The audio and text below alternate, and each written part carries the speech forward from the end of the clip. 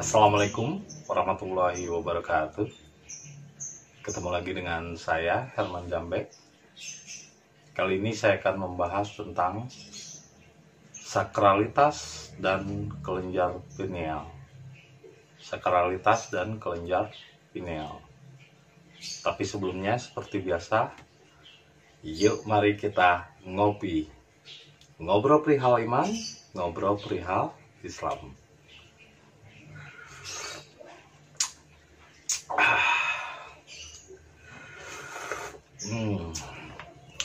Luar biasa rasanya kopi Prienger Nagrag. Kemarin saya di video sebelumnya saya bikin menyampaikan tentang jodoh karma. Nah, sekarang saya lebih memberikan lagi secara detail kenapa sih pernikahan itu dikatakan sakral. Jadi sakralitas di sini adalah sakralitas dalam pernikahan. Mungkin bagi kalian yang sampai saat ini belum tahu bagaimana sih sebetulnya sakralitas atau istilahnya bagaimana kontak dengan Tuhan. Sakral itu kan berarti kontak langsung dengan Tuhan. Nah, makanya kenapa dalam Islam menikah itu wajib. Tapi bukan berarti harus serakah, harus menikahi 4 istri. Itu mah serakah. Dan ini yang dimaksud dengan 4 istri yang dimaksud itu sebetulnya bukan istri di luar diri, tapi istri di dalam diri, yaitu nafsu amarah, lawamah, sufiyah, dan mutmainah. Karena ada 4 nafsu. Nah, ini hawa. Jadi ada 4 hawa di dalam diri kita, dan Adam atau ruhani sebagai pemimpinnya. Jadi Adam dan Hawa adalah ruhani dan jasmani. Di dalam jasmani kita ada 4 unsur nafsu. Benda, tumbuhan, hewan, dan jasmani. Itulah yang disebut dengan 4 istri. Menikah wajib 4 istri. Jadi maksud dari kita harus punya masna wasulasa waruba'a, 2 atau 3 atau 4, itu bukan tentang perempuan di luar diri, tapi tentang istri atau peserta hidup yang ada dalam diri kita, yang memang terdiri dari 4 elemen nafsu. Cuman kalau ketika diterjemahkan oleh ustadz yang ya kardun, yang otaknya ngeres, akhirnya ke perempuan. Ya, kalau perempuan sih itu mah cuman pelengkap hidup, sebagai jembatan dan kendaraan, bukan sebagai tujuan. Nafsu itu hanya kendaraan, bukan tujuan. Tapi kalau kita untuk mencapai tujuan, tetap kalau tanpa nafsu kita juga tidak akan mencapai yang dituju. Tapi setelah mencapai yang dituju, ya nafsunya ditinggalkan. Seperti motor, kalau Anda berpergian ke suatu tempat atau bertamu kepada seseorang, sahabat atau saudara, otomatis menggunakan motor. Tapi kalau udah sampai di lokasi saudara Anda atau teman Anda, otomatis motornya ditinggalkan kan? Nggak terus dibawa-bawa ke kamar mandi, dibawa, enggak kan? Ditinggalkan. Jadi nafsu hanyalah penghantar menuju tujuan. Bahkan dari nafsu sebetulnya manusia bisa kontak dengan Tuhan dari nafsu. Karena pada dasarnya nafsu itu adalah iblis atau jin. Itu memang dia juga beribadah kepada Tuhan. Hanya kita tidak tahu bagaimana cara membuat iblis atau setannya itu mengabdi kepada Tuhan, sehingga benar dia memfungsikan seluruh dirinya. Karena iblis dan setan yang saya maksud dalam hakikat itu bukan makhluk-makhluk halus di luar diri, tapi makhluk-makhluk halus di dalam diri, berupa hasrat, birahi, seksual. Itu kan iblis, itu kan jin. Tapi kan mereka juga harus punya tempat atau harus ditempatkan yang sesuai dengan tempatnya. Jadi aktivitas seksual yang belum menikah katanya dikatakan haram, pacaran haram. Bukan masalah pacaran atau lakukan seksualnya, tapi penempatannya. Seperti minuman anggur, bukan haram masalah anggurnya, kan anggur juga diciptakan sama Tuhan untuk manusia. tapi berlebihannya. Dan kita harus memiliki takaran atau harus memiliki wadah yang tepat. Jadi jangan asal dihambur nafsu itu. Jadi nafsu itu dihambur-hambur, dibebaskan salah, dikekang juga salah. Dikekang seperti Anda punya monster, punya anjing, nggak pernah diberi makan, suatu saat dia akan menjadi buas, melebihi daripada buasnya buasnya harimau.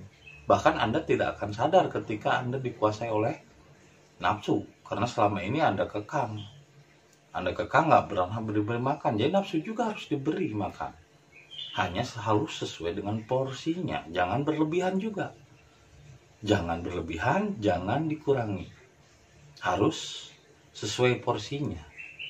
Nah, begitupun dengan sakralitas kepada Tuhan, itu dikatakan menikah itu dikatakan sakral. Tapi sakralnya di mana? Bahkan dalam agama Kristen pun menikah itu sakral, sakramen. Makanya pernikahan itu ada upacara sakramen. Nah, sakralnya itu bukan di ijab qabil, bukan di ketika ada wali atau ada ustadz atau ada pendeta yang menyaksikan ketika pernikahan terjadi, ketika misalnya perjanjian terjadi. Nikah itu sendiri sebetulnya adalah ikatan batin, perjanjian di antara dua insannya, laki-laki dan perempuan. Yang terpenting kan ikatan itu, ikatan istilahnya komitmen. Jadi menikah itu sebetulnya suatu komitmen, pernikahan. Tapi itu hanya awal gerbang. Meskipun sekarang disaksikan oleh banyak orang, oleh wali, oleh pendeta ataupun ustadz di KUA misalnya menikahnya. Kalau seandainya ikatan di antara kedua insan yang berbeda jenis ini tidak terlalu kuat, ada kebohongan atau misalnya dia menyimpan hati wanita lain atau si perempuannya menyimpan hati laki-laki lain yang belum bisa move on dari mantan pacar atau bagaimana, atau misalnya punya selingkuhan, ketika terjadi komitmen itu dia sama dengan membohongi dirinya sendiri. Karena komitmen itu bukan hanya diucapkan dan disaksikan orang, tapi komitmen itu harus dirasakan oleh dirinya sendiri, oleh masing-masing. Ada perjanjian yang ikatan batin, tapi bukan di sananya sakralitas itu. Itu hanya gerbang awal. Nah, justru sakralitasnya itu bukan di hajatannya. Hajatan juga itu kan cuman poya-poya lah. Istilahnya menurut saya hambur-hambur uang. Selebritis itu. Selebritis itu dari kata celebrat. Celebrat itu artinya perayaan. Jadi orang yang menikah sampai habis 1 miliar itu menurut saya berlebihan lah. Bukan itu wajibnya nikah itu. Wajibnya nikah itu ada 2 mempelai, ada ikatan batin, ada saksi dan wali-wali. Terus ada ustadz atau pendeta atau apalah yang menurut keyakinan keimanan mereka. Nah itu aja sebetulnya simpel. Dan ada mas kawin, ada suatu tanda pengorbanan dari laki-lakinya, ada kurban sehingga dekat. Itu kan hanya gerbang awal, istilahnya Al-Fatihahnya, pembukaannya. Itu kan hanya pembukaan. Sehingga orang Indonesia itu banyak yang munafik gitu. Nggak boleh katanya namanya porno, melihat hal-hal yang seksual atau ngomongin seksual. Tapi kenyataannya saya ngelihat sensus film-film situs-situs porno itu justru banyak yang penonton itu orang Indonesia loh. Serius. Sampai orang Indonesia itu hafal yang namanya Kakek Sugiono, terus Maria Ojawa, itu kan Miyabi, sampai kenal dengan tokoh-tokoh itu. Ya nggak perlulah menapik, karena seksual itu sebetulnya bukan hal tabu. Dikatakan seksual itu hal tabu, lah malah para ustadz kardun sedoyannya nonton situs-situs begitu, doyan kawin, lah gimana katanya tabu. Nah namanya menikah, ketika menikah berarti kan dia membicarakan kepada orang lain, memberitahu orang umum, nanti malam saya mau melakukan pesta seks. Ya kan malam pengantin. Ya bukan tabu berarti. Nggak tabu sebetulnya yang namanya seks itu. Bahkan harus ada pendidikan sejak dini supaya tidak salah penggunaan. ngopi dulu. Sehingga orang Indonesia aneh, salah penempatan gitu, dikatakan tabu, seks tabu, tapi ketika dikekang malah lebih parah. Di Belanda ada yang namanya toilet zone, ada yang namanya tempat khusus untuk seks. Sampai di etalasi di satu jalan itu, red light zone, namanya red light zone, itu di malam hari itu sampai perempuan di etalase. Tapi bukan orang Belanda, kebanyakan orang Uzbekistan, orang Cina, orang Jepang. Yang jadi penjajah seksnya pun perempuan. Yang belanjanya pun yang datang ke situ juga banyak ekspatriat atau yang sedang kerja di Jepang tapi bukan sedang kerja di Belanda tapi bukan orang Belanda. Ada satu gang namanya red light zone. Ketika ke situ, ya itu istilahnya mah lokalisasi satu daerah. Nggak dilarang sama pemerintah, dibiarkan saja. Karena mereka kalau di Belanda itu untuk sadar terhadap dirinya. Kalau masih ke situ berarti orang-orang yang masih labil, masih sakit-sakit mental dan atau masih eksperimen gitu, percobaan. Tapi kalau orang Belandanya yang udah dewasa, kalau datang ke situ berarti orang-orang yang kurang sehat psikologisnya. Jadi red light zone itu dibebaskan. Ya banyak berkunjung kalau malam, wah ramenya bukan main itu. Ramai gitu di red light zone itu. Tapi saya perhatikan di sana juga orang Belandanya jarang, karena orang Belanda yang dewasa mereka tidak memiliki situ. Tapi dengan dibebaskan begitu, tidak ada kasus-kasus pembunuhan karena cinta segitiga, tidak ada yang namanya kasus-kasus mutilasi karena cinta dikhianati dan lain sebagainya. Karena apa? Karena mereka disuruh untuk dewasa, untuk memilih. Tidak seperti Indonesia munafik. Nggak boleh ada tempat begitu, tapi dilakukan di tempat-tempat tersembunyi yang malah lebih parah daripada Belanda yang memang terbuka. Hanya kita jadi tahu gitu, orang yang sering ke situ berarti belum sehat mentalnya. Di Indonesia orang munafik, saya emang nggak begitu, nggak begini. Assalamualaikum ya khoti, katanya gue. Mulai dah modus pakai bahasa-bahasa assalamualaikum ya khoti, ujung-ujungnya ya chat mesum, PCS dan lain sebagainya. Ini sarkasm. Banyak orang-orang yang akhirnya munafik, melahirkan kemunafikan, dilarang tapi ternyata yang namanya nafsu, bro, kata saya juga ditahan salah, terlalu dilepaskan juga salah nafsu itu. Ya jadi jangan istilah tabu lah terhadap hal-hal yang bersifat seksual. Ya pernikahan itu bukan diijab kabul atau saksi atau ketika pernikahannya, tapi sakralitas dalam pernikahan itu adalah saat malam pengantin.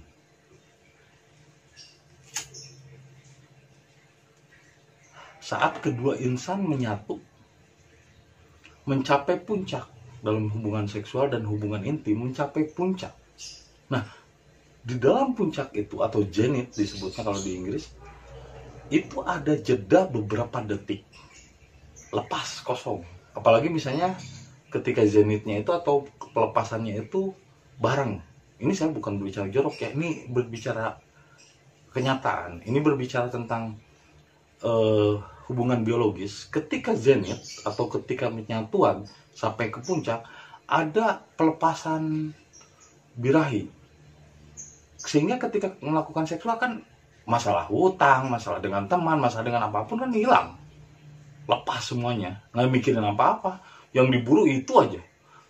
Yang fokus ke situ aja sampai akhirnya set meledak, mencapai puncak. Di situ ada jeda beberapa detik, disitulah kemungkinan Tuhan melintas ke dalam setiap diri manusia. Dan itu disebutnya genosis. Genosis. Jadi genosis itu adalah ketika manusia mencapai peleburan, menyatu, dan mencapai puncak. Ada beberapa detik ketika mencapai puncak, meledak. Disitulah kemungkinan Tuhan melintas. Sakral kepada manusia. Sehingga seburuk apapun ketika dia masih bujangan, atau seburuk apapun kelakuannya ketika dia masih perawan, sebelum menikah, ketika sudah menikah, akhirnya ada perubahan-perubahan psikologis yang lebih berubah menjadi lebih baik setelah menikah. Satu, karena ada tanggung jawab. Keduanya, ada bentuk kasih sayang. Dan ketika menyatu, itu bukan hanya tubuh saja yang menyatu, tapi psikologis, termasuk sifat dan karakter. Ketika misalnya perempuannya baik, lakinya agak kurang baik, agak bader lah gitu, agak badung gitu. Istilah Sundanya apa sih itu teh? Istilahnya agak bandel gitu orangnya. Ketika menyatu dan saling kasih sayang, itu kadang pengaruh perempuan yang baik memberi energi positif kepada laki-lakinya, sehingga laki-laki pun sedikit demi sedikit akan berubah menjadi lebih baik. Atau sebaliknya, asalnya walaupun perempuannya itu asalnya misalnya mantan PSK atau apalah gitu istilahnya, atau misalnya kurang baik lah, nakal gitu, yang dulunya sering salome, tapi ketika laki-lakinya seorang ustadz misalnya yang baik, jangan ustadz ya, kalau ustadz sekarang kebanyakan pembohong. Orang yang baik, jujur gitu. Nah, ketika menyatu, itu memberi pengaruh terhadap si perempuannya, bahkan mungkin menaikkan derajat si perempuannya. Itulah yang disebut dengan Nabi Muhammad menikahi perempuan untuk mengangkat derajatnya, bukan untuk menghinakannya, bukan untuk menjadi eksploitasi seks, bukan hanya semata-mata untuk itu, tapi semata-mata untuk mengubah sifat. Karena ketika seseorang memiliki energi yang besar, baik, memiliki vibrasi ketuhanan yang tinggi, ketika bertemu dengan perempuan, itu memberi pengaruh yang baik kepada perempuan pun. Gitu, walaupun tanpa kata-kata atau tanpa menyuruh dan sebagainya, ketika menyatu menikah, itu memberi pengaruh secara psikologis, mengubah karakter perempuannya. Sehingga kenapa ketika menikah, walaupun asalnya tidak terlalu mirip antara laki-laki dan perempuannya, ketika menikah lama-lama wajahnya pun agak sedikit agak mirip, baik laki-laki atau perempuannya. Kalaupun tidak, ketika dia punya anak, anaknya mirip. Karena apa? Karena wajah, karakter itu bukan dipengaruhi oleh fisik, tapi dipengaruhi oleh psikis, oleh mental dan kejiwaan. Itulah kenapa mungkin Anda melihat saya berubah menjadi lebih muda dibandingkan ketika awal saya tampil di YouTube. Kenapa? Karena perubahan psikologis, peningkatan spiritual. Karena apa? Karena waktu itu saya keris, antara keris dengan serangkanya, dengan tempatnya belum matching, masih proses. Jadi antara keris dengan serangkanya belum matching, masih dalam proses. Sehingga ketika saya mengeluarkan ilmu-ilmu yang saya pahami, otomatis mengeluarkan kotoran-kotoran diri, akhirnya ada siklus perubahan yang terbalik. Kalau spiritual, semakin tua semakin muda, semakin tua semakin muda, jadi menjadi lebih muda dibandingkan sebelum menjalankan spiritual. Itu menunjukkan bahwa wajah bukan dipengaruhi oleh apapun, tapi dipengaruhi oleh dari dalam. Nah, itu sakralitas dalam pernikahan, bukan di ijab kabul atau pernikahannya, tapi di penyatuan, menyatu mencapai jenit. Di situ ada yang disebut genosis. Disitulah kemungkinan Tuhan melintas ke dalam diri manusia. Jadi kalau Anda ingin tahu bagaimana berserah diri, kontak dengan Tuhan, itu sama seperti itu persis seperti Anda mencapai puncak, bahkan lebih dari itu. Kenikmatannya 1000 kali, bahkan jutaan kali daripada kenikmatan menyatu antara laki-laki dan perempuan sampai kepada puncak. Seperti itu kenikmatan berserah diri. Makanya berserah diri, orang ketika udah kontak dengan Tuhan, itu bukan kewajiban, malah dia yang butuh gitu. Karena dia semacam rindu dengan rasa seperti itu. Nikmat yang tidak terhingga, tidak bisa digambarkan dengan kata-kata. Jadi sakralitas dalam pernikahan adalah ketika mencapai puncak dan melebur, lepas. Di situ ada jeda walaupun beberapa detik. Kemungkinan Tuhan melintas disebut genosis, yang akhirnya melahirkan gen dan generasi. Gen ketika menyatu itu informasi dari kakek buyutnya, neneknya yang tersimpan akhirnya keluar dari ini kan kepala, terus ke belakang ke ekor, dan keluar sperma ataupun indung telur menyatu. Itu informasi dari kakek buyut yang tersimpan di kelenjar pineal, itu masuk dalam informasi sperma dan akhirnya membentuk bayi, dan di dalam bayi pun akhirnya tersimpan microchip yang namanya kelenjar pineal. Makanya kelenjar pineal tidak disebut otak, meskipun ada di bagian otak paling tengah. Seperti gambar ini nih, ini kelenjar pineal, tapi bukan masuk bagian otak, tapi dia adalah kelenjar yang hanya sebesar kacang polong. Itu bagi saya sih, saya mengumpamakan itu black box dalam pesawat untuk menyimpan berbagai informasi dari DNA dan gen dari kakek buyutnya. Kalau Anda pernah nonton Assassin's Creed, saya seperti itu. Jadi ketika dia punya gen DNA dari seorang assassin, untuk diambil otaknya, bagian di dalam kalau kayak di film Matrix, di dalam otak belakang ada yang disebut kelenjar pineal, itu akan terakses dengan informasi jutaan, bahkan ribuan, ratusan, bahkan jutaan tahun sebelum masehi, kejadian hidupnya di masa lalu, karena itu akan tersimpan dalam gen DNA dalam kelenjar pineal. Makanya ketika melakukan seksual dengan berserah diri, dengan niat yang berserah diri, ibadah, melakukan seksualnya bukan karena diburu oleh nafsu, bro, harus karena niat ibadah. Sehingga dengan pernikahan dan janji dengan istilahnya komitmen menikah, itu akhirnya mengaktifkan kelenjar pineal yang ada di otaknya.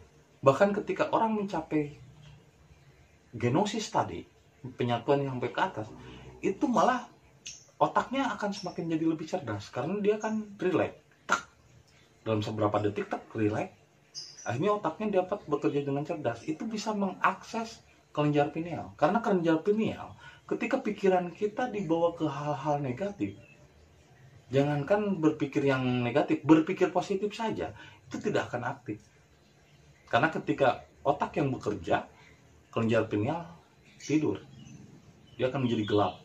Tapi ketika otak relax, masalahnya kan ketika melakukan seksual kan nggak mikir, bro. Lu melakukan aktivitas seksual masa masih mikir? Ya kan?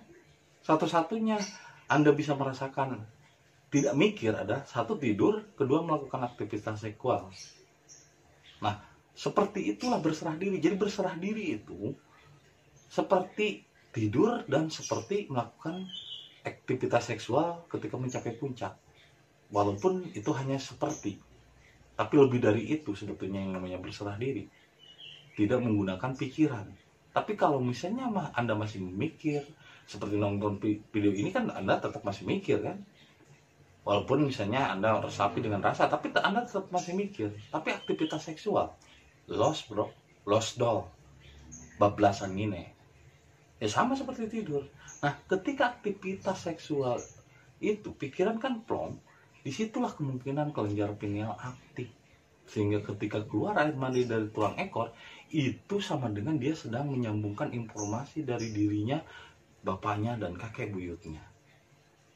Ya sama ketika tidur, kelenjar pineal kemungkinan aktif ketika tidur, ketika pikiran itu tidur. Sehingga dengan kelenjar pineal itu akhirnya kita bisa mengakses informasi ribuan tahun yang lalu. Sejarah saya, kenapa saya menyampaikan sejarah Ibrahim, Nabi Isa, meskipun saya tidak pernah belajar, bro, tidak pernah membaca buku, saya nggak punya buku dan nggak suka baca buku. Dulu saya perokok berat, tapi setelah membaca buku tentang bahayanya rokok, akhirnya saya berjanji untuk berhenti membaca. Rokoknya ya jalan terus, bro, karena saya nggak suka baca. Ini dari pengalaman saya membaca diri, bukan membaca kitab. Karena ini nggak ada referensinya di kitab, apalagi di kitab-kitab yang kamu yakini. Ayatnya mana? Nggak ada, bro, nggak ada ayatnya, nggak ada referensi bukunya. Ini adalah saya menyampaikan saja pesan bahwa di dalam sakralitas pernikahan itu bukan diijab kabul dan acara pernikahannya, tapi justru di malam pengantinnya ketika Anda mencapai puncak zenit, di sanalah terjadi genosis dan kelenjar pineal aktif lalu melahirkan gen, dan DNA akhirnya masuk ke dalam kelenjar pineal dan melahirkan kembali seorang bayi jika atas DNA, dan di situ tersimpan chip di dalam bayi Anda itu informasi dari kakek buyut di masa lalu. Sehingga kalau orang mampu berserah diri, maka dia akan mampu mengaktifkan chip di dalam otaknya, karena kelenjar pineal itu ibaratnya black box. Nah, kalau Anda bisa mengakses kelenjar pineal, Anda akan tahu kakek buyut Anda, sejarah Anda sendiri di masa lalu. Seperti saya dulu adalah seorang biksu, pernah jadi raja Kama, pernah jadi biksu, 2 kali jadi biksu. Itu karena saya mampu mengakses kelenjar pineal ketika berserah diri, ketika pikiran kosong. Kata saya juga, kalau Anda ingin tahu berserah diri seperti apa, ya seperti tidur ataupun seperti melakukan aktivitas seksual. Nggak mikir kok. Selama Anda masih memikirkan, baik itu mikirin yang baik atau buruk, nggak akan terakses kelenjar pineal itu. Karena kelenjar pineal itu bukan bagian dari pikiran, tapi dia bisa mengakses pikiran menjadi lebih cerdas. Jadi kalau Anda sedang berpikir, dia tidur. Tapi ketika Anda sedang tidak berpikir, seperti sedang tidur ataupun sedang melakukan seksual, disitulah kelenjar pineal aktif. Makanya ketika tidur ada yang disebut mimpi. Dan saya menyebut kelenjar pineal itu adalah kursi jiwa. Lah, istilahnya Baitullah lah sebetulnya. Kelenjar pineal itu rumahnya Tuhan. Cuman baru sekarang saya menyampaikan bahwa kursi jiwa adanya di kelenjar pineal. Karena itu bukan otak. Ketika orang itu mati, itu hilang kelenjar pinealnya. Begitu saja. Karena itu hanya kelenjar kecil gitu. Tapi bukan bagian otak. Tapi itu bisa mengakses dan nyala. Jadi kalau ketika otak sedang tidak berpikir, kelenjar pineal yang tadinya hitam pekat bisa jadi cahaya. Itulah Nur Muhammad yang dimaksud di dalam ayat-ayat. Di mana sih Nur Muhammad? Bentuknya kasih sayang, wujudnya. Tapi tempatnya ada di otak bagian dalam, tapi bukan otak, bukan pikiran. Karena justru kelenjar pineal aktif ketika pikirannya tidur. Kalau pikirannya sedang bangun, seperti Anda sedang menyaksikan ini, masih mencerna dengan pikiran, baik itu berpikir baik atau berpikir buruk, tetap itu pikiran aktif, kelenjar pineal tidur. Tapi ketika pikiran tidur, di sanalah kelenjar pineal aktif. Sehingga dalam tidur pun mungkin Anda pernah melihat masa lalu Anda, atau mungkin melihat masa depan Anda. Karena ketika Anda tidur pikirannya, disitulah kelenjar pineal aktif. Dan ia bisa diakses dengan sakramen, sakralitas. Dan sakralitas manusia dengan Tuhan, gambaran terkecilnya adalah ketika menikah, menyatu dalam hubungan seksual dan mencapai puncak atau zenit, sehingga di sanalah yang disebut genosis, lalu melahirkan gen dan generasi, genetik. Karena dari ini, makanya kenapa anak terpengaruh wajahnya oleh ibunya, kakek, bapaknya. Karena memang pembentukan wajah, pembentukan diri itu dibentuk oleh karakter yang ada di dalam diri kita. Itu saja yang bisa saya sampaikan hari ini. Jangan kebanyakan, takutnya nanti mabok. Ya.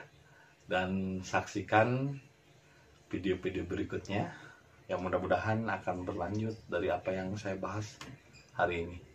Terima kasih atas kesetiaannya menonton video saya. Jangan lupa kopi ketika otak perlu inspirasi.